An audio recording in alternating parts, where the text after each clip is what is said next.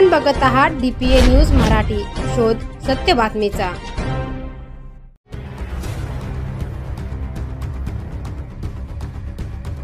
नामपूर सटाणा रोडवर एसटी जळून एसटी महामंडळाचा भोंगळ कारभार पुन्हा उघड। नामपूर सटाणा रोडवर एसटी महामंडळाच्या एसटी बसला अचानक आग लागल्याने चालकाच्या सावधतेने मोठा अनर्थ टळला।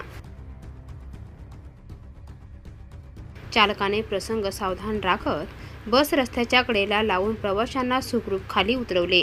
सुदैवाने कोणतीही जीवितहानी झाली नाही। पुढील तपास जायखेडा पोलीस करीत आहे। DPA न्यूजसाठी प्रतिनिधी विकास पाटील, नाशिक।